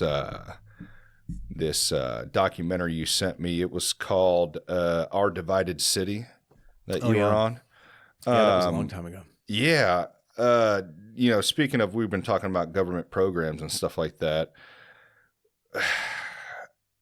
I don't know. What do you think? I watched that documentary and it doesn't seem like much is getting fixed off of all the things that they promised and all the programs they implemented, which kind of backs my claim of government programs not working and more of the private sector being a lot better at these things. Nate Glazer, with a Z, was a writer back in the 60s and 70s and probably later. And he I forget the publication he wrote it in, but he made the point that it used to be that governments tackled things they could solve. And then at some point in the 60s, they started taking on things they could never solve, like poverty. What does that even mean? What is a war on poverty? But government kind of lost its focus, and now it's concerned about everything, and the result is it doesn't do anything well. So on the east side of Kansas City, like in so many cities, we have block after block after block of just economically moribund, collapsing, unsafe, unguarded streets and houses. It's a nightmare. And, we'll hear stories about, it's these absentee landlords who aren't paying their taxes or taking care of their property. Still today, the number one owner of property, of vacant property in Kansas City, is the city of Kansas City. And they are doing precious little, maybe more than they have in the past, but precious little to cut the grass, to secure boarded up buildings, to make sure that squatters aren't in there or that meth labs aren't burning them down. And so the government is failing to provide basic services. So Our Divided City ended up talking to me because I had written something pointing out that all these economic development subsidies the city hands out don't go to the bad parts of town. They go to Burns and Mac, that builds at 95th and Ward Parkway, 95th and Warnell in South Kansas City. It goes to J.E. Dunn, that builds right downtown, or to H&R Block, also downtown. They're subsidizing developments in the nice part of town, which robs tax revenue for the services that the east side of town needs. And they run their mouths about how they care about taking care of the poor and taking care of the east side, and then they do nothing about it. And so Our Divided City kind of looked at that study and talked to the people who live on the east side and filmed these collapsing houses, these vacant lots, and tried to figure out what's going on. And there are lots of things that are going on. Ultimately, the problem is that the city has made it too expensive or has just prohibited outright letting private people go in, buy up land, and fix up houses. That's all you need to do. That's not all you need to do. You need to provide public safety and infrastructure.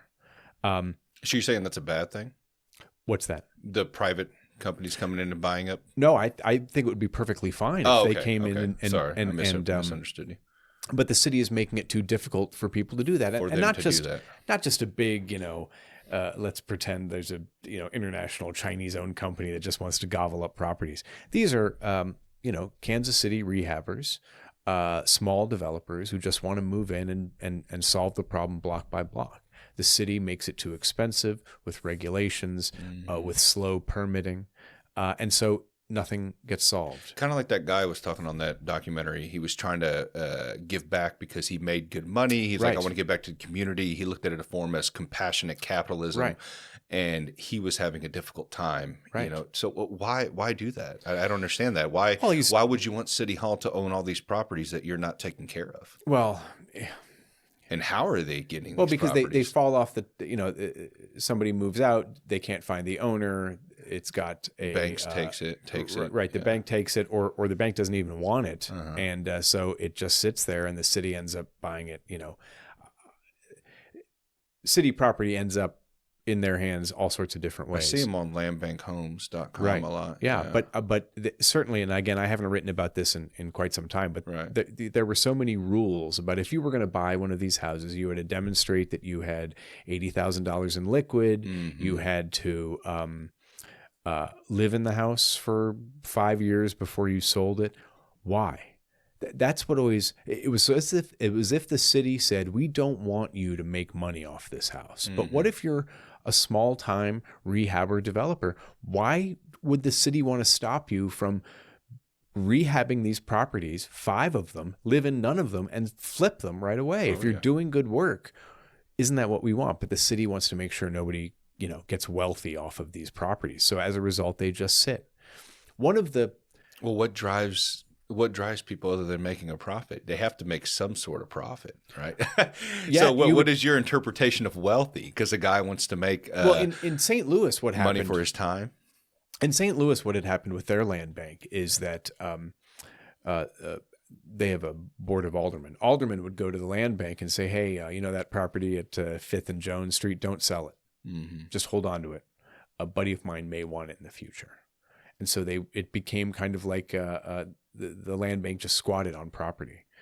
I don't know the specifics, but there's been some scandal here in Kansas City with our land bank because, again, you create this agency, it accrues all this power and wealth, and then, of course,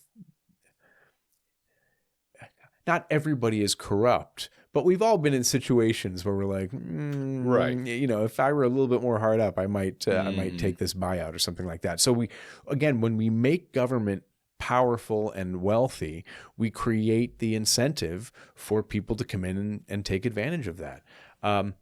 So again, if I were king of Kansas City, what I would do is, first of all, you've got to flood the zone with police and public service. You've got to make sure that the grass is cut, the streets are clean, the fire hoses work, that the fire plugs work, and that you've got police presence. You've got to provide those basic services.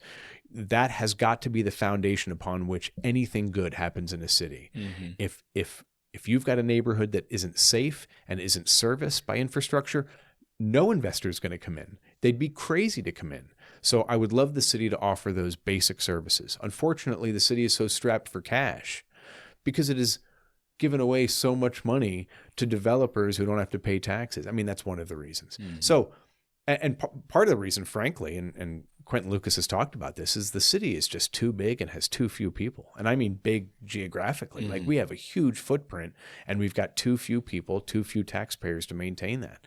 But I would love it if they got rid of all the rules of the land bank and just said, look, you can have this for $1, do what you want with it, but we're going to create some sort of incentive for you to build, invest, and make a profit, and then move on to the next property. Right. We want to fill those lots with houses. But again, every developer is going to want to make sure that neighborhood is safe, and every would-be buyer is going to want to make sure that neighborhood is safe. And what we have done to the police in this city is embarrassing.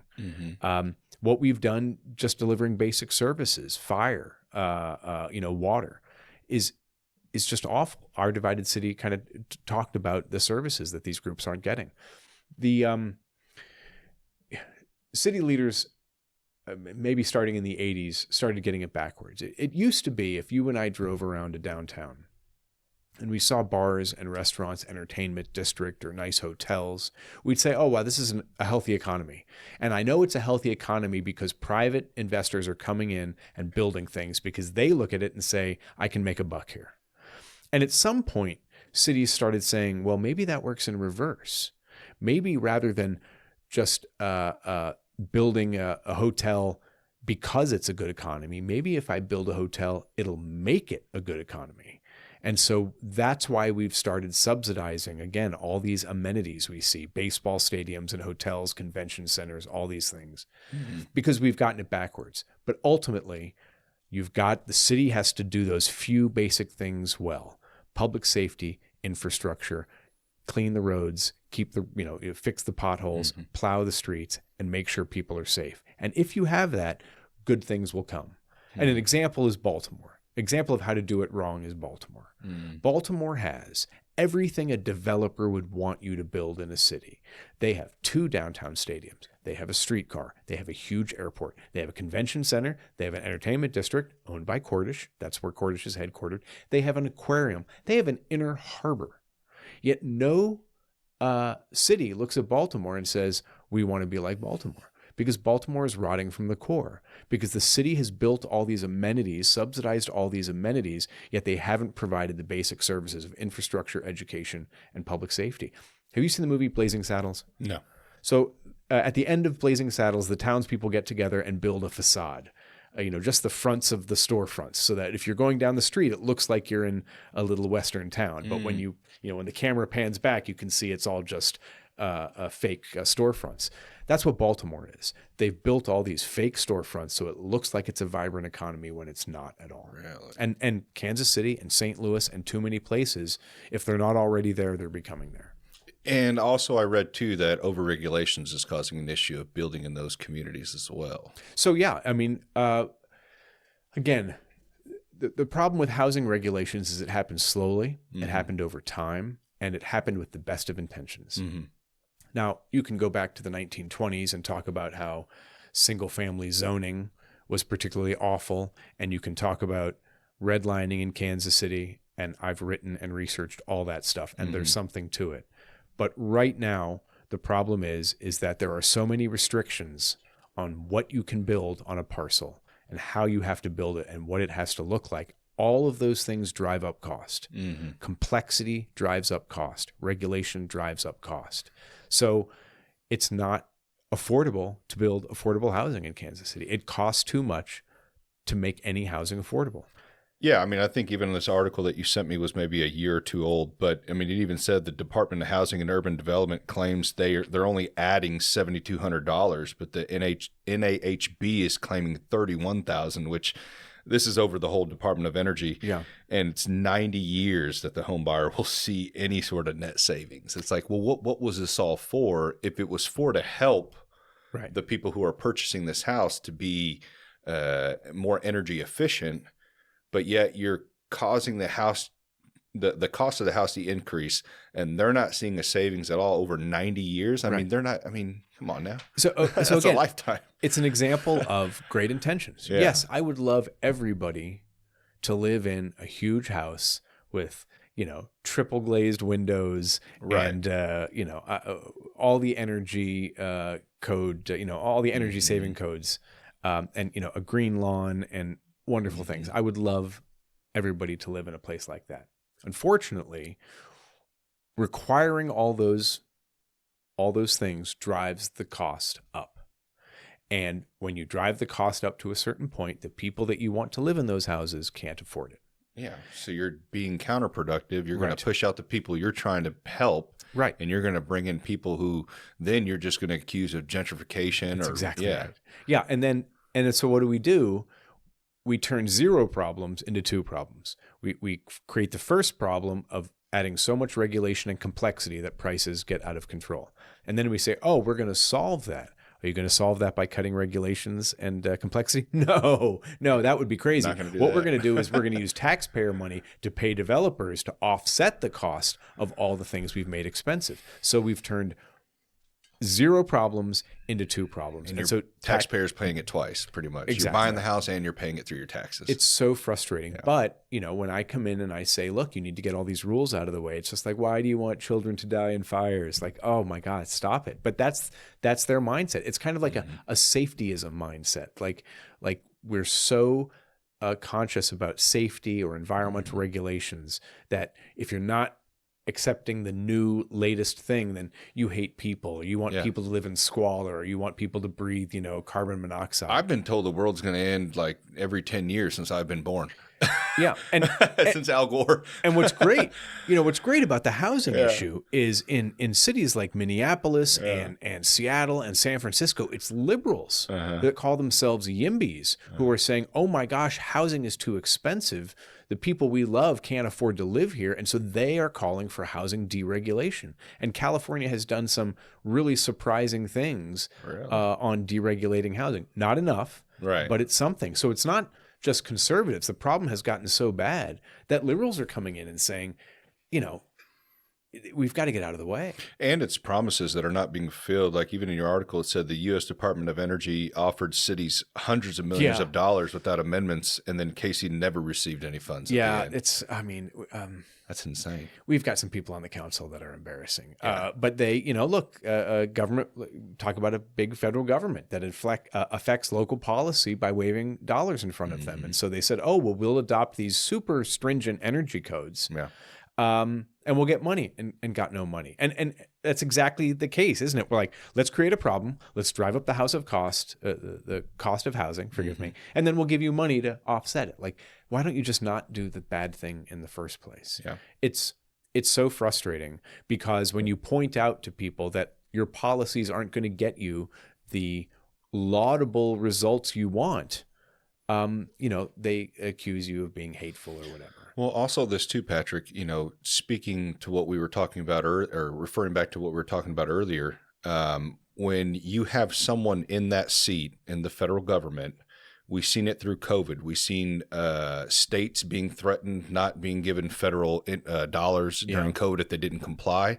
And now we're seeing it too from Trump's side of it, where he's like, hey, if you don't, let's use DEI, for example. Right. If you don't stop doing this, you're going to stop getting federal money from us. So whoever's in the seat, Biden or Trump for these two examples, you're giving these individuals power to where if your guy or girl's not in that seat to give you that power or to give you that whatever you're asking for. I mean, it could go both ways. I mean, you could be, depending on who's in there, you could suffer in some sort of way. So the whole point is to eliminate that power from those individuals so we don't have to deal with this. I completely agree with you. And I think your analysis is exactly right. Both sides are guilty of it. You would think that somebody would say, wait a minute, if we give our guy a bunch of power, the next guy is just going to get it. Right. Let's not give our guy, but nobody, they just want our king to do as we please. Obama talked about the phone and the pen, that, he argued he didn't have the authority to do some things. And then when Republicans didn't do it, he said, I'm going to go ahead and do it. I mean, that's a huge violation. But he's not alone in that. Right. Biden did it. Trump is doing it. And again, I wish we could all say, guys, it's really bad when the other guy does it. It's also bad when our guy does it. Let's disarm. I would love it if Congress would take the tariff power back away from the president. I would love it if Congress would give away or take back from the executive all the kind of regulatory power they've given them. Congress writes laws that says, the EPA will keep the air clean. And it's that vague. And then in effect gives the EPA all this power to design regulations that really are the force of law that should be debated among legislators and fought over. But instead they just go, you guys take care of it. That gives the president a huge amount of power. Right. Are we there yet? Are we there where people can say, yeah, this is really bad. We need to take power away from the executive, or this is really bad. We need to take power away from the federal government, or even this is really bad. We need to take power away from some state agencies. Someday, maybe, I hope we're there, but we are consistently seeing both sides abuse this. You would hope. And when Trump was elected the first time, I was hopeful, but it's tough to be an optimist. It is. To wrap this up, Patrick, just one more question I had for you to kind of dive a little deeper into policing. Some of the articles that I had seen that you had written on that, just seeing basically the resignations, people retiring, the low recruiting for the police department. It sounds like you're a big advocate for policing, I think not in a sense over policing, but investing certain funds into training, connecting with the community, all that type of stuff. So you could generally call me a law and order conservative. But what I like to remind my conservative friends is that the police are just another public union. Right. And they are going to try to secure as best a deal for themselves and pensions and all as they can. So with that being said, we've got a real problem. I think in 1968, after the riots in Kansas City, after MLK was assassinated, there was a commission that recommended that Kansas City should have 1,600 police officers. We've never gotten there. I think we're at 1,100 now. Yeah, I think it's gone down. I think what your article, I don't have it written down, but it was like 1,300. Yeah. And it's gone down a couple of hundred since. Yeah, it's not good. And look, I get it. Who would want to be a police officer these days? The politicians don't have your back. It's really tough to do your job. People kind of just start by assuming the worst on your part. Who wants to put up with that? I think first and foremost, the police need to know that leadership supports them. They need great training. Maybe they need better training than they have now. I agree. But they are doing they are doing important work, and we need to give them the benefit of the doubt, and we need to support them. And, the irony of the defund the police movement is that if you look at where the 911 calls come from in Kansas City, they don't come from the white neighborhoods. They're coming from the black neighborhoods. They're coming from people who are the victims of crime. And yes, if we toughened up our policing, the consequences would fall disproportionately on young black men. But guess what? The benefits would also fall disproportionately on young black men, because they are the ones that are getting shot and killed in this city. It's a nightmare when you look at the crime stats. So again, the police have lots of challenges. They need better training, but they absolutely need better support, and we need more of them. Yeah. We've got to keep an eye on what we're spending.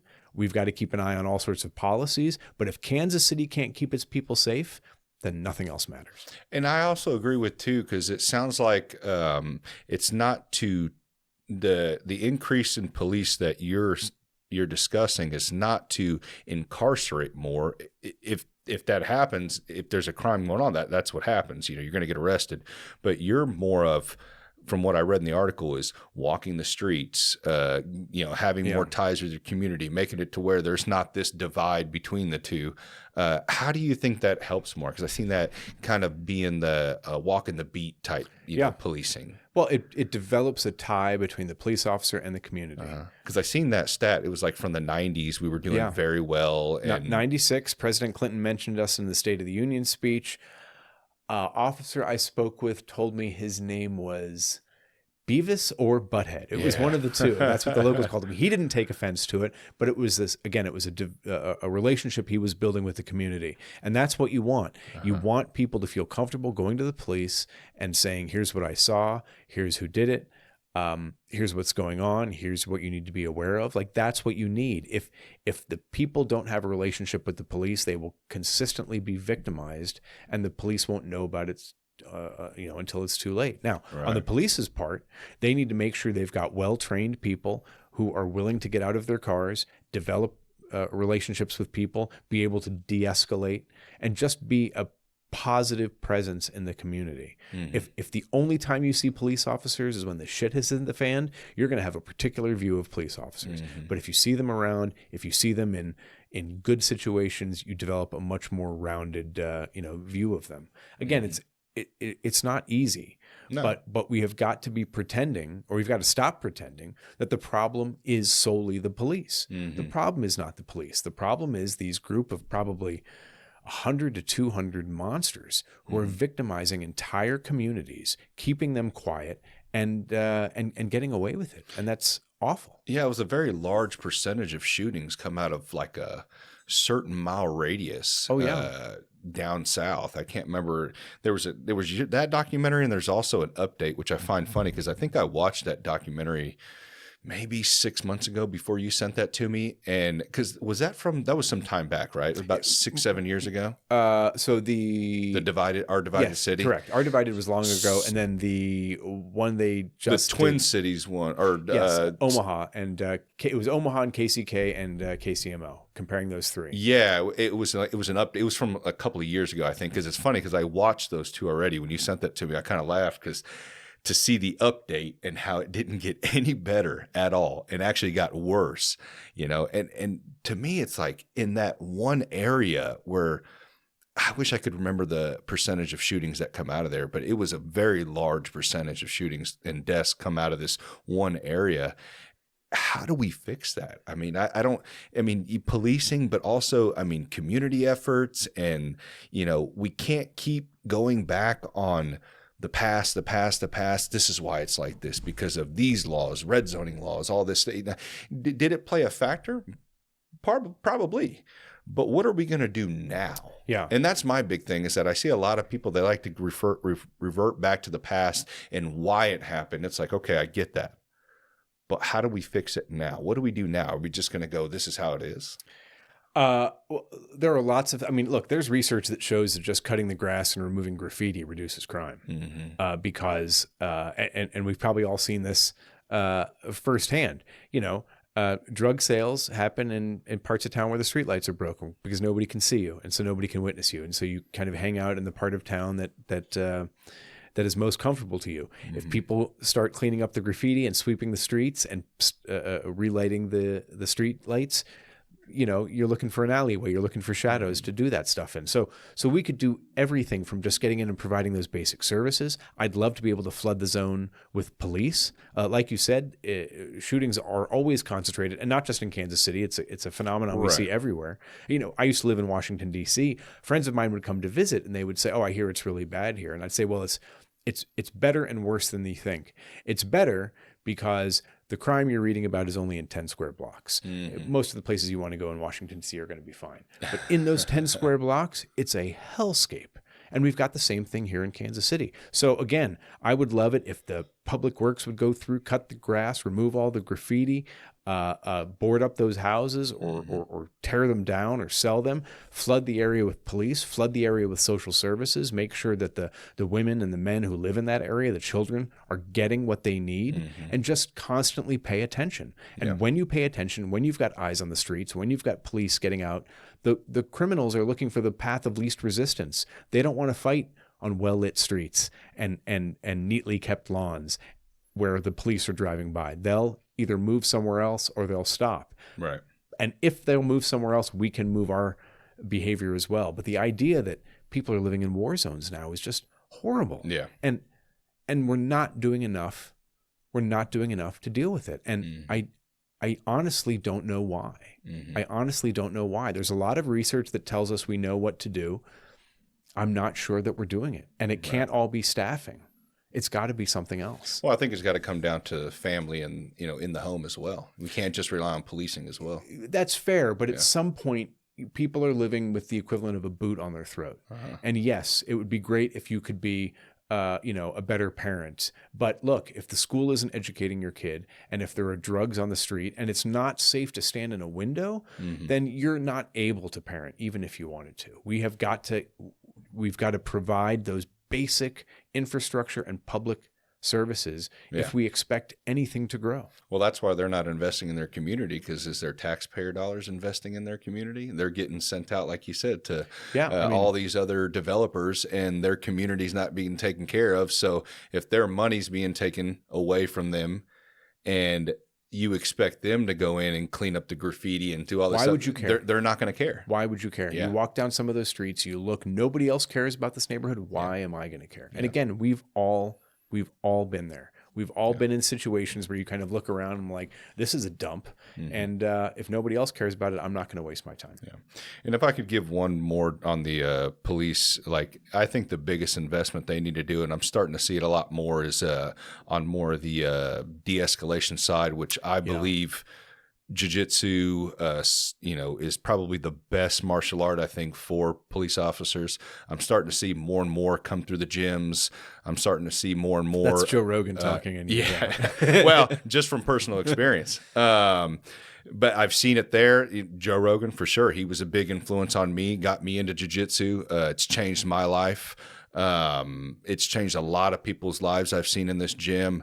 There's some police officers that come to our gym that I know it benefits them a lot. I mean, when you're training in a scenario where you have that physical contact with another person 3 to 4 days a week, it becomes normal to you. So when you're in that situation in real life, I'm not saying it's going to be the same. For sure, it's going to be a little different. You're dealing with higher risks. This guy may have a gun. This guy may have a knife, whatever it may be.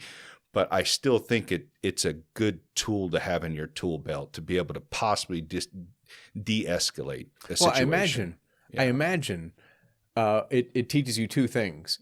First of all, it teaches you that fighting sucks, and you don't want to get in a street fight. Even no matter how well trained you are, you don't know what's coming, and so it teaches you perhaps respect for de-escalating. Right. And second, I imagine spending time in stressful situations helps you when you're out on the street as a police officer understand, okay, I'm in a stressful situation. I can choose to react calmly. Yeah. I don't fly off the handle. Yeah. I listen to and even be able to arrest an individual. I've seen some police officers where it takes 3 of them to take one guy down. I mean, It's embarrassing. You're a police officer. What are we doing? Well, those are the good old days when people were on PCP. And Yeah. they were and I'm not saying there's no other. other challenge. I understand. It's a completely different, but I just think, just speaking from what I've experienced and the benefit it's given me, it has not only just benefited me physically in the gym, it's benefited me career-wise, with my family, even with this right here, being able to talk to another individual, it gives you a good confidence. You just feel good about yourself, and I recommend it, especially to police officers and even other, firefighters. We have all sorts of people that come through. So,